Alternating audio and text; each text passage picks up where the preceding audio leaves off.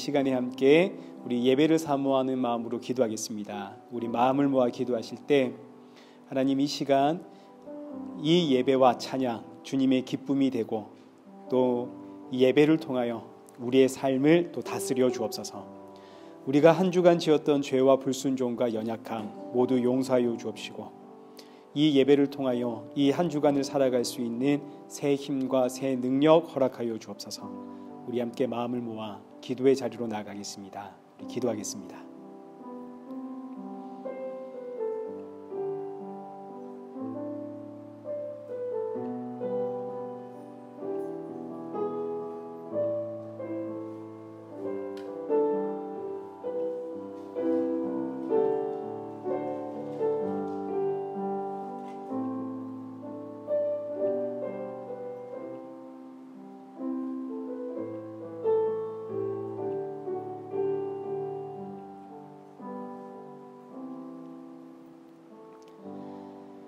태초에 말씀이 계시니라.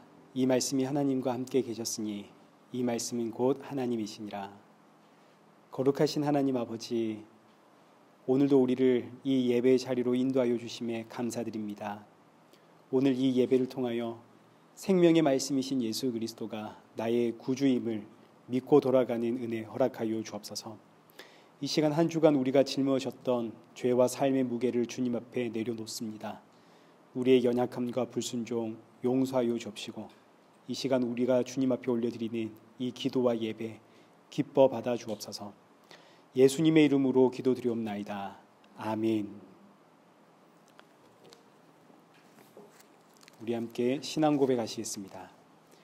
전능하사 천지를 만드신 하나님 아버지를 내가 믿사오며 그 외아들 우리 주 예수 그리스도를 믿사오니 이는 성령으로 잉태하사 동정녀 마리아에게 나시고 본디오 빌라도에게 고난을 받으사 십자가에 못 박혀 죽으시고 장사한 지 사흘 만에 죽은 자 가운데서 다시 살아나시며 하늘에 오르사 전능하신 하나님 우편에 앉아 계시다가 저리로서 산자와 죽은 자를 심판하러 오시리라.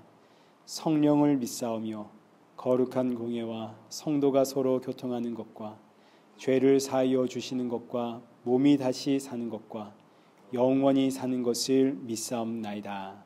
아멘.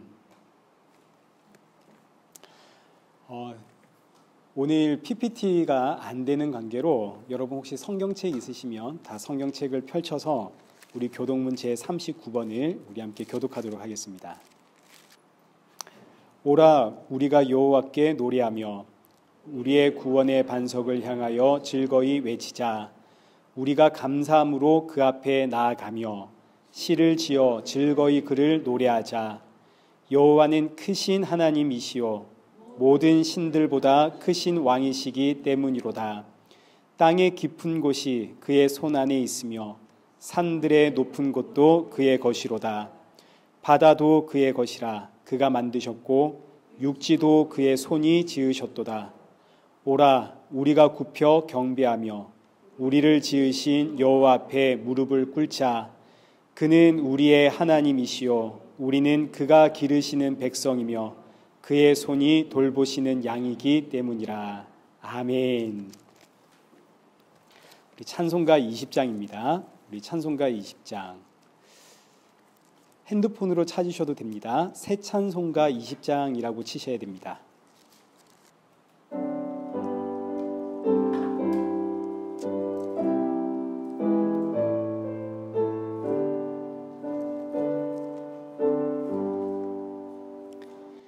큰 영광 중에 계신 주 나 찬송합니다. 영원히 계신 주 이름 나 찬송합니다. 한없이 크신 능력인 나 찬송합니다. 참되고 미쁜 그 언약 나 찬송합니다. 온 천지 창조하시던 그 말씀 힘 있어 영원히 변치 않는 줄 나 믿사옵니다. 그 온유하신 주 음성 날 불러주시고 그 품에 품어 주시니 나 찬송합니다.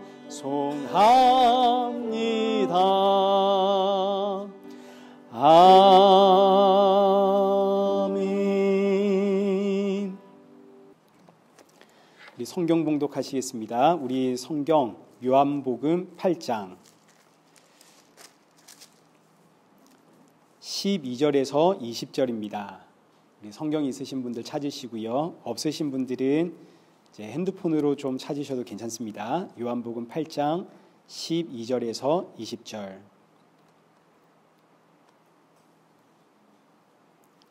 성경이 없으신 분들은 또 제가 읽으시는 거 잘 들으시면 되겠습니다. 우리 한 절씩 교독하겠습니다. 예수께서 또 말씀하여 이르시되 나는 세상의 빛이니 나를 따르는 자는 어둠에 다니지 아니하고 생명의 빛을 얻으리라. 바리새인들이 이르되 내가 너를 위하여 증언하니 내 증언은 참되지 아니하도다. 예수께서 대답하여 이르시되 내가 나를 위하여 증언하여도 내 증언이 참되니 나는 내가 어디서 오며 어디로 가는 것을 알거니와 너희는 내가 어디서 오며 어디로 가는 것을 알지 못하느니라. 너희는 육체를 따라 판단하나 나는 아무도 판단하지 아니하노라. 만일 내가 판단하여도 내 판단이 참되니 이는 내가 혼자 있는 것이 아니요 나를 보내신 이가 나와 함께 계심이라. 너희 율법에도 두 사람의 증언이 참되다 기록되었으니 내가 나를 위하여 증언하는 자가 되고 나를 보내신 아버지도 나를 위하여 증언하시느니라. 이에 그들이 묻되 내 아버지가 어디 있느냐? 예수께서 대답하시되 너희는 나를 알지 못하고 내 아버지도 알지 못하는도다. 나를 알았더라면 내 아버지도 알았으리라. 이 말씀은 성전에서 가르치실 때에 헌금함 앞에서 하셨으나 잡는 사람이 없으니 이는 그의 때가 아직 이르지 아니하였음이러라. 아멘. 교회 소식입니다. 오늘 제가 파워포인트 다 준비해 놓고 저 담아오지를 못했습니다. 그래서 이렇게 이제 없는 거 여러분 이해해 주시고요. 이게 없으면 제가 제일 속상합니다. 열심히 만들었는데. 그리고 우리 오늘 예은이, 재은이 자매 이제 한국에서 한참 있다가 이제 왔는데 너무 반갑습니다. 잘 오셨습니다. 그리고 우리 심재경 집사님 혹시 한국 들어갔다 다시 들어오신 거예요?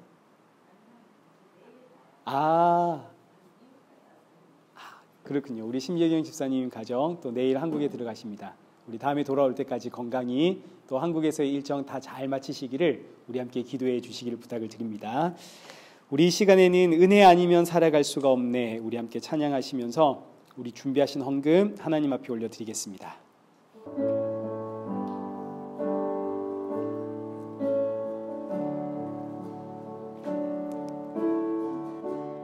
은혜 아니면 살아갈 수가 없네. 그렇습니다.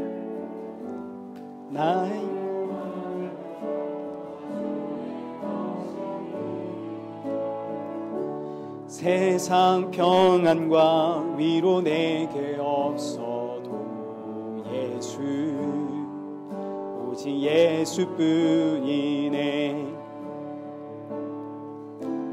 크신 괴회 다 볼 수도 없고 작은 고난에 지쳐도 깨묻긴 나의 모든 삶 버티고 견디게 하시네. 은혜 아니면 살아갈 수가 없네. 나의 모든 것 다 주께 맡기, 참된 평안과 위로 내게 주신 주 예수, 오직 예수뿐이네. 기도하겠습니다. 살아계신 하나님 아버지, 이 시간 주님 앞에 빈손으로 나오지 않게 하심 감사합니다. 비록 우리가 드리는 예물은 작지만, 그러나 이 예물을 준비할 때마다 날 위해 십자가에 죽으신 예수 그리스도를 기억하게 하시고, 돌아가는 우리 성도들의 마음속에 그 십자가 보혈만 충만케 하여 주옵소서. 말씀을 통해서 우리의 모습을 다시 한번 돌아보고 점검하게 됩니다. 이 한 주도 주의 은혜로 살아간다는 이 사실 앞에 감사만 넘치는 한 주가 되게 하여 주옵소서. 예수님의 이름으로 기도드리옵나이다. 아멘. 오늘 본문은 요한복음 8장 12절에서 20절까지의 말씀입니다. 나는 생명의 빛이니 라는 제목으로 우리 함께 본문의 말씀 살펴보도록 하겠습니다. 우리 지난 주에는 요한복음 8장 가늠한 여인을 통해서 죄가 무엇인지를 우리가 알아보았죠. 사람이 생각하는 죄와 하나님이 말씀하시는 죄가 다르다 하는 것을 살펴보았습니다. 사람이 생각하는 죄란 사람들 사이에서 암묵적으로 생겨난 윤리 도덕입니다. 거짓말하는 게 죄고, 도둑질하는 것이 죄고, 남을 험담하는 것이 죄가 되고, 당을 짓는 게 죄가 되고, 살인, 강도, 간음 등등 이런 것들이 죄가 되는 거죠. 이런 죄의 목록을 가장 잘 보여주는 것이 율법입니다. 그래서 서기관과 바리새인들이 율법을 따라 간음한 여인을 잡아와서 이 여인 어떻게 해야 됩니까? 하고 예수님께 묻는 거죠. 그러나 율법이란 이런 죄를 심판하라고 주신 법이 아니라, 사람은 이렇게 죄인이기 때문에 도무지 구원받을 방법이 없다 하는 것을 증거하는 것이 율법입니다. 그리고 동시에 율법은 사람이 왜 이렇게 죄인이 되었나 하는 것을 증거하는 법이기도 합니다. 사람은 왜 이렇게 죄인이 되었는가? 그 이유는 아담과 하와의 그 선악과 사건으로 사람이 하나님으로부터 끊어졌기 때문에 죄인입니다. 하나님은 절대적인 선이죠. 그 선에서 끊어졌기 때문에 사람은 이제 아무리 윤리도덕적으로 흠이 없고 착하고 선하다 해도 하나님으로부터 끊어진 이상 죄인이라고 하는 이 한계를, 이 신분을 벗어나지를 못합니다. 그래서 성경이 말하길 의인은 없나니 하나도 없다. 사람이 생각하는 죄와 하나님께서 보시는 죄가 완전히 다른 겁니다. 그러니 하나님 보시기에 선이 되려면 하나님과 끊어진 이 관계가 회복되어야 되는 겁니다. 그래야만 선이 나오는 거죠. 그럼 하나님과의 관계는 어떻게 회복할 수 있는가? 사람에게는 방법이 없고 하나님께서 친히 이 끊어진 관계를 회복시켜 주셔야 됩니다. 그래서 오신 분이 바로 예수님이죠. 참 하나님이 하나님으로부터 끊어진 사람과의 관계를 회복시키기 위해 사람으로 이 땅에 오셔 십자가의 죽으심으로, 나 대신 죽으심으로 하나님과 끊어진 관계를 회복시켰습니다. 그래서 이제는 하나님과의 관계를 회복시켜 주신 그 예수 그리스도를 믿지 않는 것이 죄가 되는 겁니다. 이제는 더 이상 윤리 도덕적인 개념이 아니라 예수님을 안 믿는 게 죄가 되는 거죠. 그래서 예수님께서 하시는 말씀이 이제 오늘 본문 12절입니다. 12절 보십시오. 간음한 여인을 잡아와서 이 여인은 어떻게 해야 됩니까? 이렇게 덤벼드는 서기관과 바리새인들을 향해 나는 세상의 빛이다. 너희는 간음한 여인을 보며 저 여인은 죄인입니다. 어떻게 해야 됩니까? 라고 이야기하고 있지만, 그러나 진짜 죄란 나를 믿지 않는 게 진짜 죄다. 그래서 하시는 말씀이 내가 생명의 세상의 빛이다. 나를 따르는 자는 어둠에 다니지 않고 생명의 빛을 얻었느니라. 그러니까 예수님을 따르지 않으면 전부 어둠에 있다는 이야기죠. 어둠에 있다는 이야기는 죄인이라는 이야기입니다. 반면 예수님을 믿는 자는 어둠에 거하지 않으니까 더 이상 죄인이 아니죠. 생명의 빛을 받았거든요. 어둠 속에 있었다는 의미는 하나님으로부터 끊어졌다는 뜻입니다. 하나님을 모른다는 이야기죠. 하나님을 모르면 자꾸 윤리 도덕을 가지고 사람을 정죄하게 되고 심판하게 됩니다. 지난 시간 우리 아론의 지팡이 기억하실 겁니다. 사람은 전부 지팡이입니다. 우리는 다 지팡이를 하나씩 들었죠. 내가 지팡이입니다. 지팡이는 죽은 나무라는 뜻입니다. 우린 전부 죽은 나무입니다. 죽은 나무는 그 어떤 좋은 것을 줘도 그걸로 사람을 그냥 팹니다. 서기관과 바리새인들 보십시오. 율법을 주었더니 율법으로 사람을 패죠. 하나님이 은혜를 주었더니 그 은혜로 사람을 죽이려고 덤벼듭니다. 반면 참 생명의 빛이 임한 나무는 이제 살은 나무가 되죠. 이 나무는 더 이상 사람을 패지 않습니다. 살아있는 나무는 참 생명 되시는 예수님, 나에게 생명을 주신 그 예수님 증거할 뿐입니다. 왜냐하면 이 나무는 이제 내가 얼마나 죄인인가를 알게 되었거든요. 생명의 빛이 나를 비추는 만큼 내가 죄인이라는 사실을 알았기 때문에 사람을 도무지 팰 수가 없는 겁니다. 여기 없죠. 에베소서 5장 13절 말씀에 우리 에베소서 5장 13절 한번 찾아보십시오. 이럴 때는 또 핸드폰이 빠를 수 있습니다. 에베소서 5장 13절.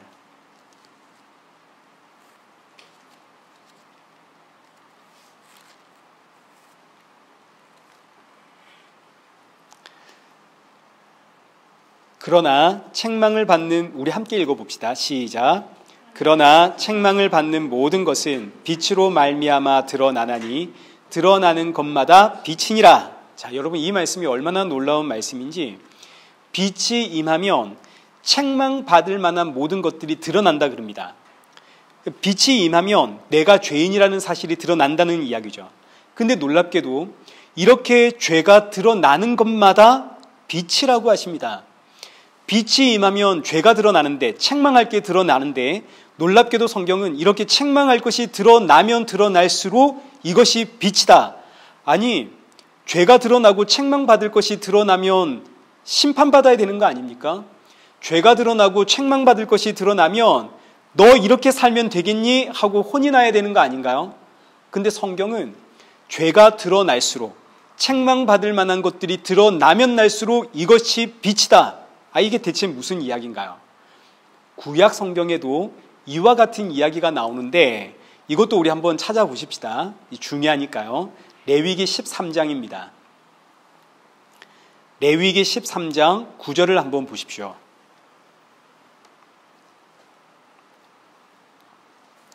레위기 13장 9절, 우리 다 찾았으면 9절부터 11절까지를 이 의미를 한번 잘 보시면서 이제 눈으로 따라 읽어보십시오. 제가 읽어보겠습니다. 사람에게 나병이 들었거든 그를 제사장에게로 데려갈 것이요 제사장은 진찰할지니 피부에 흰 점이 돋고 털이 휘어지고 거기 생살이 생겼으면 이는 그의 피부에 오랜 나병이라 제사장이 부정하다 할 것이요.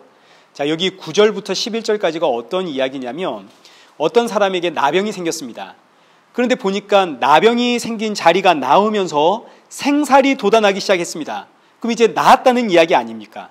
근데 성경은 놀랍게도 이런 사람은 진짜 나병 환자다. 정말 부정한 사람이다. 이렇게 이야기를 하고, 자, 이제 이어지는 12절부터 한번 보십시오. 12절. 제사장이 보기에 나병이 그 피부에 크게 발생하였을 때 그 환자의 머리부터 발끝까지 퍼졌으면 그가 진찰할 것이요 나병이 과연 그의 전신에 퍼졌으면 그 환자를 뭐하다고요? 정하다.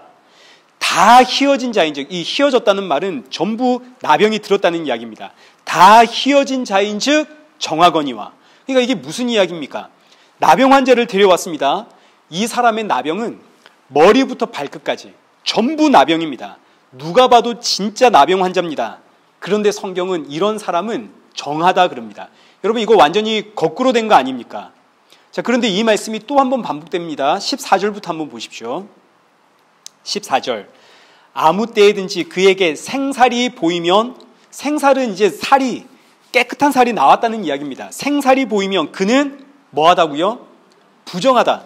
제사장이 생사를 진찰하고 그를 부정하다 할지니 그 생살은 부정한 것인즉 이는 나병이고, 나병 환자에게 생살이 돋아나면 나았다는 이야기가 될 텐데, 성경은 오히려 나병 환자에게 생살이 돋아나오면 이 사람 진짜 나병 환자다, 이 사람은 답이 없다, 이렇게 이야기를 하고, 반면에 16절 그 생살이 변하여 다시 휘어지면, 여기서 휘어졌다는 의미가 다시 나병이 들었다는 이야기입니다. 생살이 변하여 다시 휘어지면 제사장에게 갈 것이요, 제사장은 그를 진찰하여서 그 환부가 휘어졌으면 환자를 정하다 할지니 그는 정하니라. 생살이 난 자리에 다시 나병이 들어서 머리부터 발끝까지 온 몸이 나병으로 가득 차 있으면 이 사람은 정하다, 이 사람은 더 이상 나병 환자가 아니다, 이 사람은 정한 사람이다. 여러분, 이게 대체 무슨 이야기입니까? 이런 이야기입니다. 나병 환자는 저와 여러분입니다. 우리는 머리부터 발끝까지 나병에 걸린 죄인입니다. 나병 환자 이꼴 죄인이라는 이야기입니다. 그런데 어느 날 보니까 내 나병이 낫기 시작했습니다. 나병이 든 자리에 깨끗한 생살이 돋아 나오기 시작한 거죠. 이 의미는 생살이 돋아 나오는 만큼 나는 내가 죄인이라는 사실을 잊어버린다는 이야기입니다. 새살이 돋아 나오는 만큼 나는 의롭다. 야, 너는 온몸이 나병 환자네. 야, 봐라, 나는 여기만큼은 생살이 돋아 나오고 있다. 나는 너와 다르다. 넌 완전히 죄인이지만 나는 하루가 다르게 점점 나아져가는 죄인이다. 나는 점점 의로워지고 있다.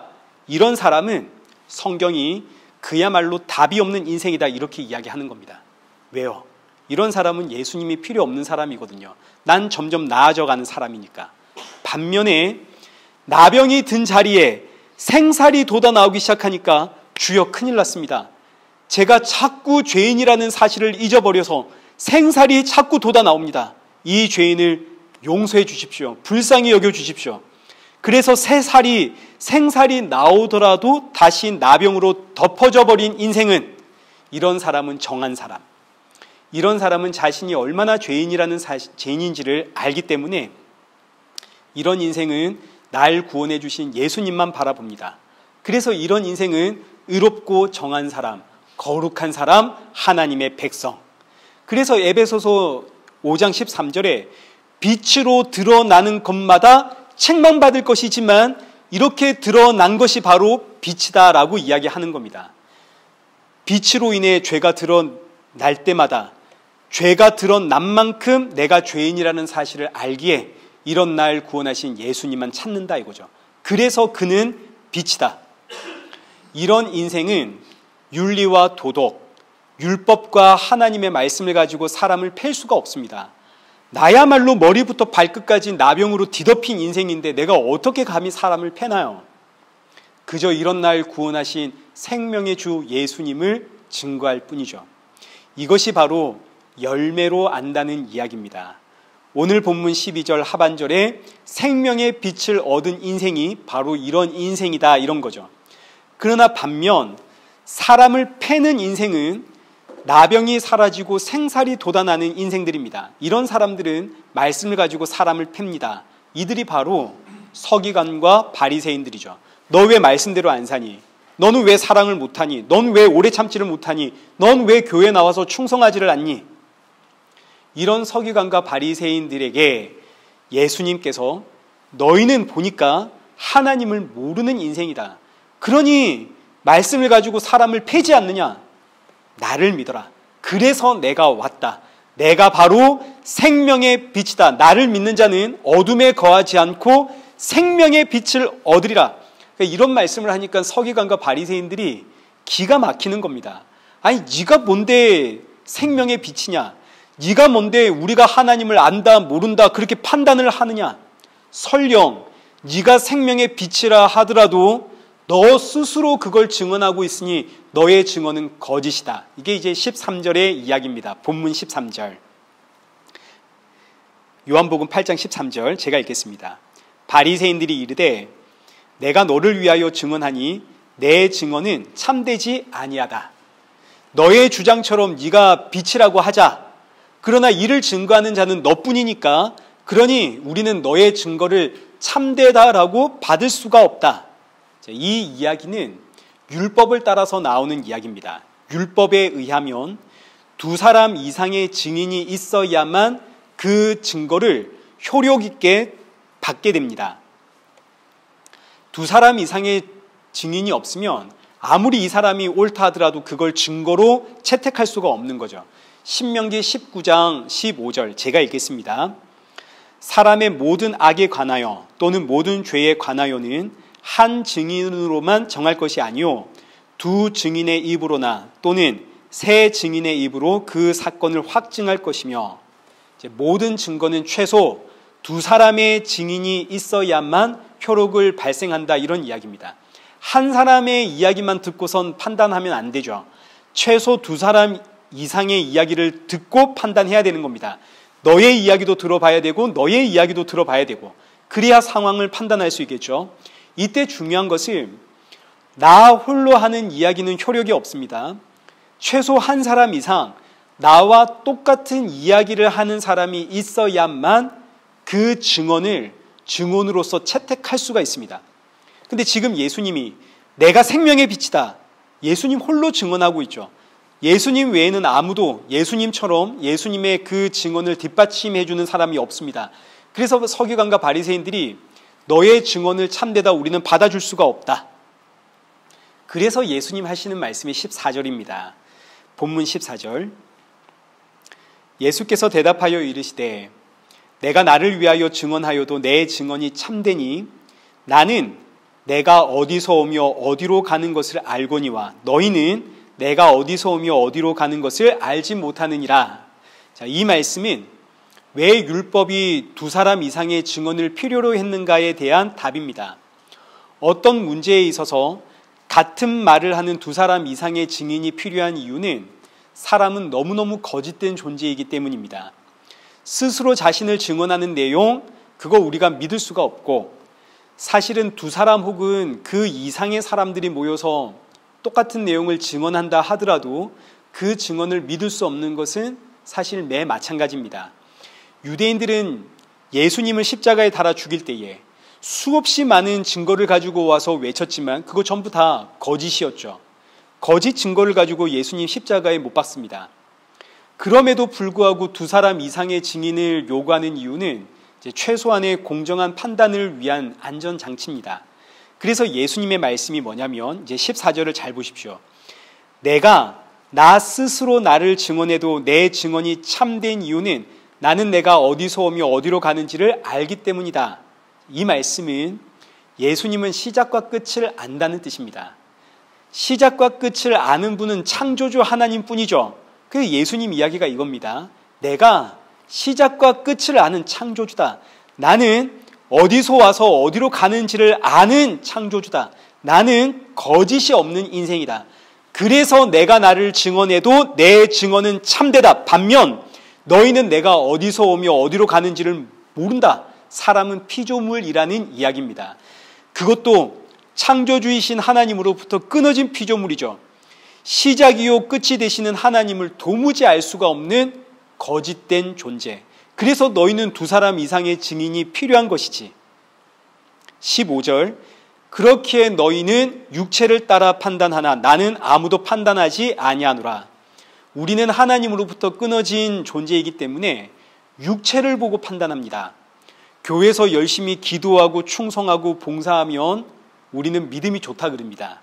우리는 그걸로 밖에는 사람을 판단할 만한 그런 게 없기 때문이죠. 그저 기도하고 충성하고 봉사하면 참 믿음이 좋다, 신실하다. 예매만 드리고 쌩하고 가버리면 썬데이 크리스찬이다. 아이, 저러면 안 되는데. 우리는 그저 육체를 따라 판단합니다. 이렇게 판단하는 이유는 우리가 선악과를 먹었기 때문이죠. 우리 삶의 기준이 선악과이기 때문입니다. 그래서 내가 그 육체를 보고 내가 옳고 그름을 판단해버립니다. 그러나 예수님은 아무도 판단하지 않습니다. 왜요? 이 세상은 전부 악이거든요. 판단하고 뭐 할 게 없죠. 그냥 전부 다 악인데 뭘 판단하겠습니까? 그래서 예수님은 난 판단하지 않는다. 그저 이 죄와 악에 갇혀있는 내 백성 구원하기 위해 왔다. 여러분, 그래서 예수님은 판단하러 이 땅에 오신 게 아니라 구원하려고 오셨습니다. 이 세상은 판단할 게 없는 세상입니다. 그래서 예수님 가늠한 여인에게 나는 너를 판단하고 심판하러 온 것이 아니라 너를 구원하러 왔다. 그러니 가서 다시는 죄짓지 마라.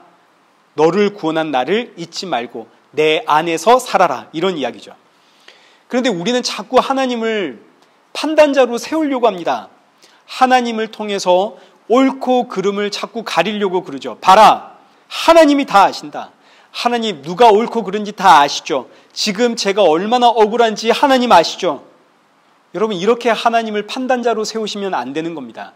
이건 마치 나병 환자의 몸에 새 살이 자꾸 돋아나는 것과 똑같은 이야기입니다. 이런 이야기는 나는 너와 다른, 나는 죄인이 아니야, 넌 죄인이지, 너는 악했지, 넌 잘못했지, 난 잘못이 없어, 이런 이야기와 똑같은 이야기죠. 하나님은 너와 나를 판단하여 옳고 그름, 잘잘못을 따지려고 이 땅에 오신 분이 아니라 너와 나를 구원하기 위해 오신 분입니다. 여러분, 우리가 이걸 잊어서는 안 됩니다. 하나님께서 이 땅에 오셔서 너와 나를 판단하시면 하나님 판단해 주십시오, 하나님 누가 옳은지 해 주십시오, 그렇게 나오면 너와 나는 전부 하나님의 심판을 피할 방법이 없습니다. 너도 심판, 나도 심판입니다.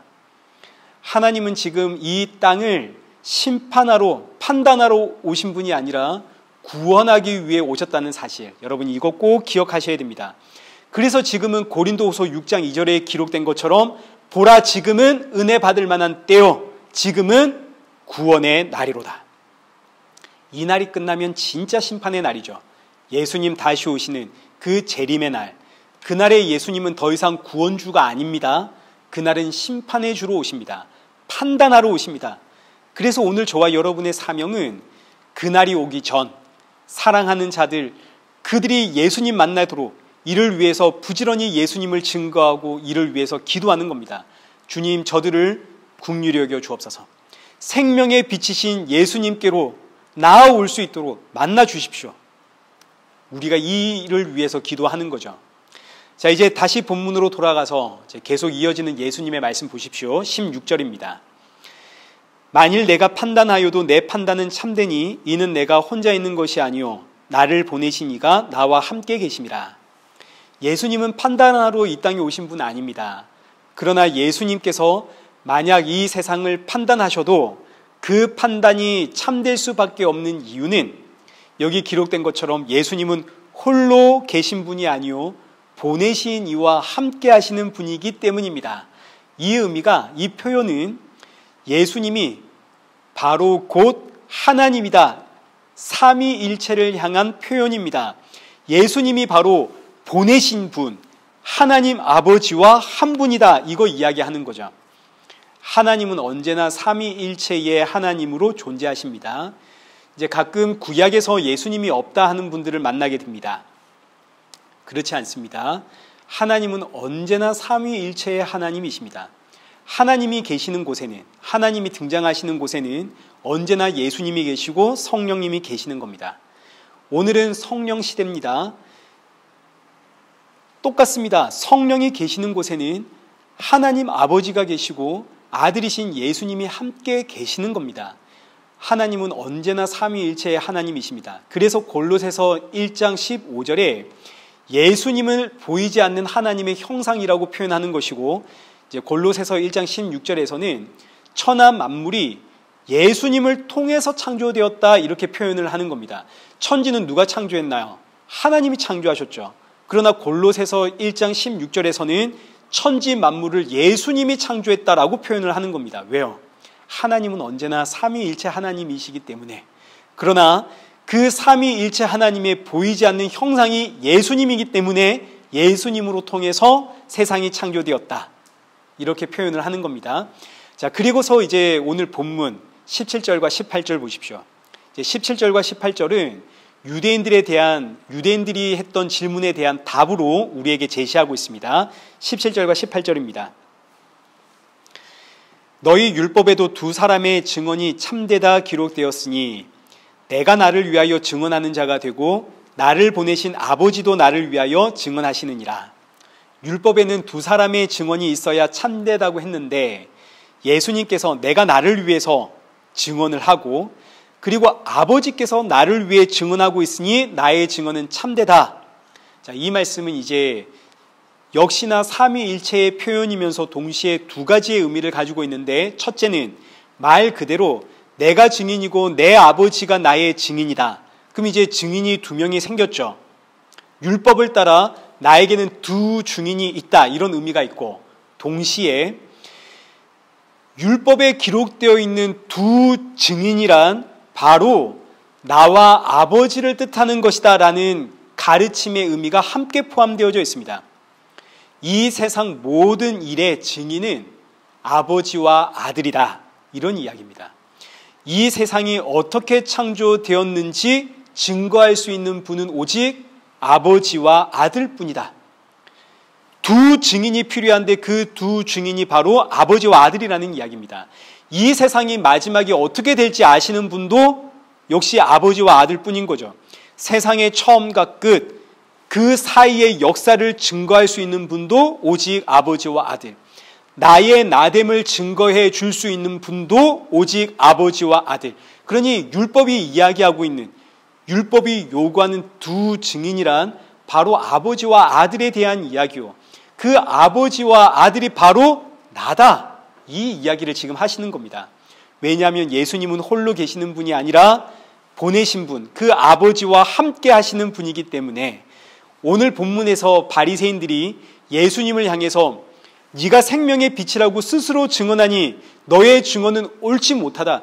너의 증거가 증거로서의 효력을 가지려면 적어도 두 사람의 증언이 필요하다. 여기에 대한 예수님의 가르침은 율법이 말하고 있는 그 두 증인이란 너희가 생각하는 그 증인이 아니라 아버지와 아들을 이야기하는 것이고, 아버지와 아들은 곧 나다. 나는 홀로 있는 자가 아니라 나를 보내시니 곧 아버지와 함께 있는 자다. 그래서 두 증인이란 예수님 이야기를 하는 것이지, 너희가 생각하는 것처럼 내가 억울한 일이 생겼을 때 나에게는 두 증인이 있습니다. 하나님이 내 증인이고 예수님이 내 증인이고 성령님이 내 증인입니다. 하나님이 다 아십니다. 하나님 저의 억울함 아시지요? 이런 식으로 성경을 사용하지 마라, 이 이야기입니다. 성경이 말하는 두 증인은 아버지와 아들이요, 아버지와 아들은 예수님을 증언하는 예수님의 증인이지 내 억울함을 증거하는 증인이 아닙니다. 자, 그러니까 보십시오. 오늘 본문은 12절부터 18절까지 한 구절 한 구절이 전부 예수님이 누구신지를 가르치고 설명하는 내용으로 가득 차 있습니다. 내가 생명의 빛이다. 나는 처음이요 끝이다. 나는 어디서 왔고 어디로 가는지를 아는 자다. 나는 나를 보내신 자와 하나다. 율법이 증거하는 그 두 증인이 바로 나다. 그러나 바리새인들은 예수님의 말씀 하나도 알아듣지를 못하고 네가 말하는 아버지가 어디 있느냐, 그 아버지를 데려와라 그럽니다. 이게 19절의 이야기입니다. 19절. 이에 그들이 묻되 내 아버지가 어디 있느냐. 예수께서 대답하시되 너희는 나를 알지 못하고 내 아버지도 알지 못하는도다. 나를 알았더라면 내 아버지도 알았으리라. 아버지가 어디에 있느냐, 이 질문에 예수님의 대답이 너무너무 중요합니다. 나를 알지 못하니까 내 아버지를 모르는 거다. 나를 알았다면 내 아버지도 알았을 것이다. 자, 그러니 여러분 보십시오. 아버지를 알려면 누구를 먼저 알아야 됩니까? 아들이신 예수님을 먼저 알아야 되는 겁니다. 이 순서가 너무너무 중요합니다. 이거 바뀌면 안 되는 겁니다. 순서가 바뀌면 어떻게 되냐면 여기 있는 바리새인이 되는 겁니다. 바리새인은 하나님 알죠? 하나님을 알지만 누구를 모르나요? 아들을 모릅니다.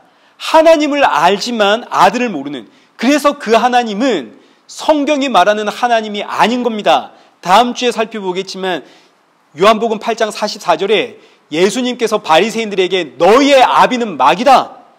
예수님이 이 바리새인들이 믿는 하나님을 마귀라고 이야기를 해버립니다. 왜요? 아들을 모르거든요. 여러분, 이 순서는 아무리 강조해도 부족합니다. 너무너무 중요합니다. 하나님을 안다고 해서 예수님을 아는 게 아닙니다. 교회에서 우리가 아무리 하나님 아버지를 부르짖고 외쳐도 하나님 하나님 하나님 해도 이게 신앙과 아무런 상관이 없을 수도 있는 겁니다. 왜냐하면 그 하나님이 바리새인처럼 마귀일 수도 있는 거 아닙니까? 오늘 본문에 등장하고 있는 이 바리새인들처럼. 그래서 예수님께서 오늘 본문의 마지막에 결론에 아주 분명하게 말씀을 하시는 겁니다. 하나님을 안다는 것은 곧 예수님을 아는 겁니다.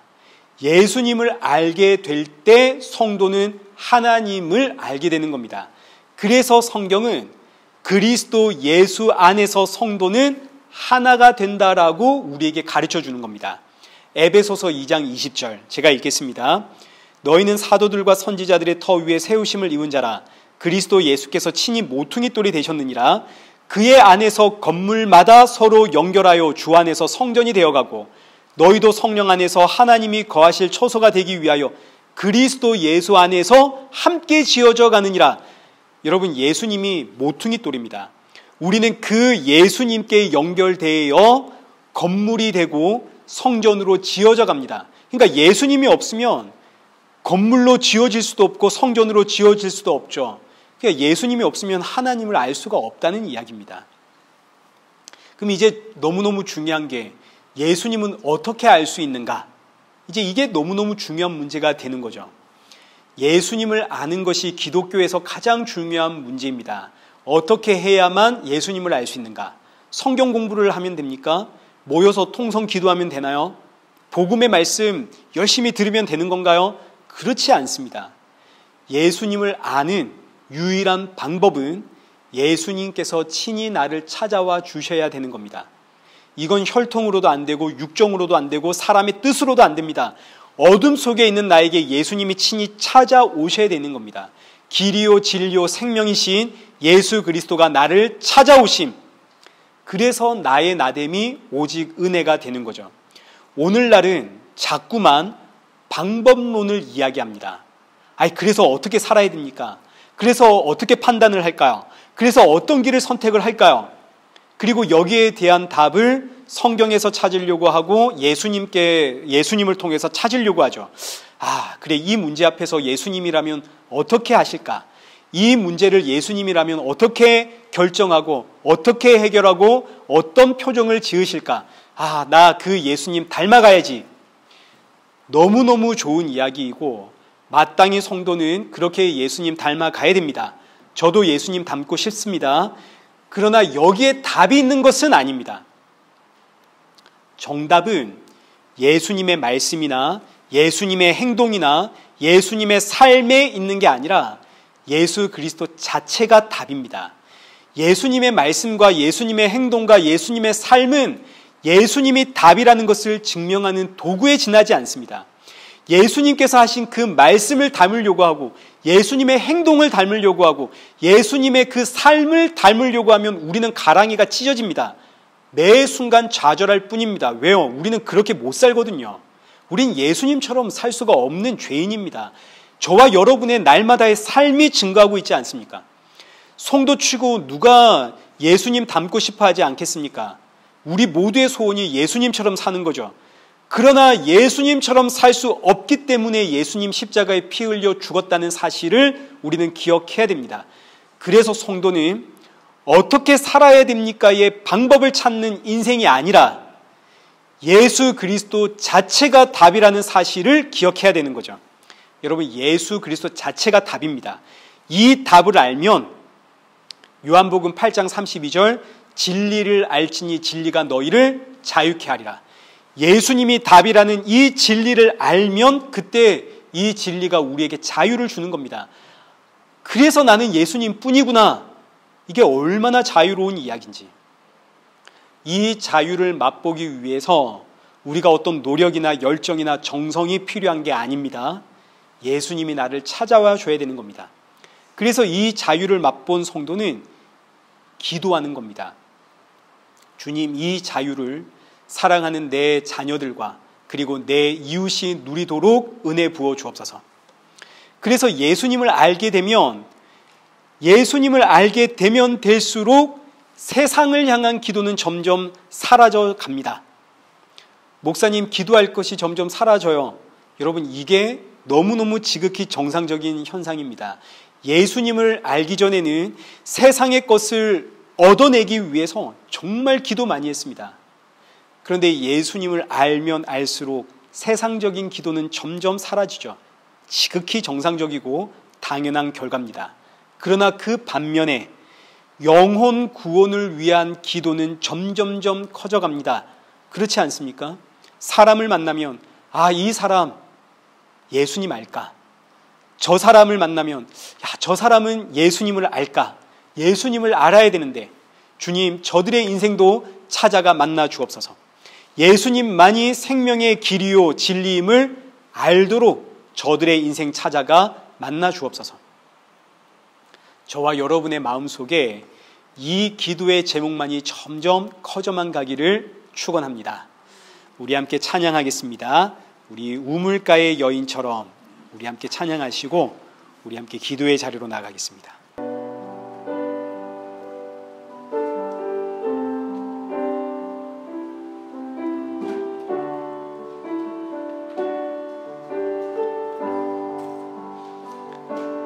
우물가의 여인처럼 난 구했네. 헛되고 헛된 것들을 그때 주님 하신 말씀 내 샘에와 생수를 2절입니다. 많고 많은 사람들이 찾았었네. 헛되고 헛된 것들이 주 안에 감추인 보배 세상 것과 남비 3절입니다. 내 친구여 내 친구여 거기서 돌아오라. 내 주의 넓은 품으로 우리 주님 너를 반겨 그 넓은 품에 안아주시리. 오 주님 채우소서. 나의 잔을 높이 듭니다. 하늘 양식 내게 채워주소서. 넘치도록 채워주소서. 우리 이 시간 함께 기도하실 때 우리 이 찬양의 가사처럼 이 세상에 헛되고 헛된 것 구하는 인생이 아니라 영혼을 구원하는 참 생명의 빛이신 예수님 증거하는 인생 되게 하여 주옵소서. 내 마음이 예수님으로 가득 차 충만한 은혜 이 시간 우리 안에 부어 주옵소서. 그리고 또 함께 기도하실 때 혹 나는 자꾸만 새살이 돋아나는 인생은 아닌가 우리 함께 돌아보면서 주께서 주신 이 은혜가 사람을 패는 무기가 되지 않게 하시고 새살이 돋아날 때마다 회개하며 예수님 바라보는 성도 되게 하여 주옵소서. 우리 이 시간 마음을 모아서 기도의 자리로 나가겠습니다. 기도하겠습니다.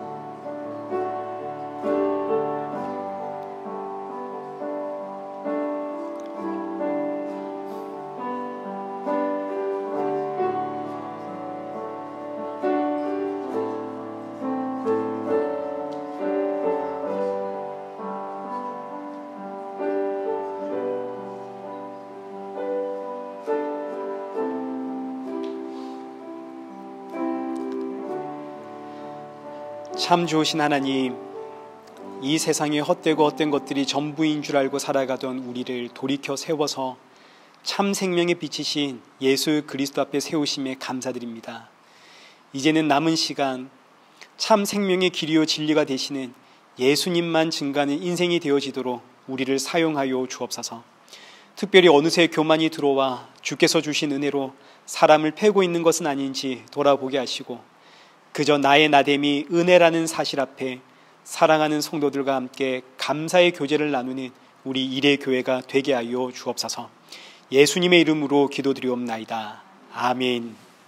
이제는 우리 주 예수 그리스도의 은혜와 성부 하나님의 크신 사랑과 성령 하나님의 위로교통 충만하심이 나를 찾아오신 주의 은혜 앞에 감사하며 이 귀한 생명을 증거하며 더욱 기도하기에 힘쓰는 우리 일회교회와 성도들과 온 세계 교회 머리머리 위에 이제로부터 영원토록 함께 있을지어다. 아멘.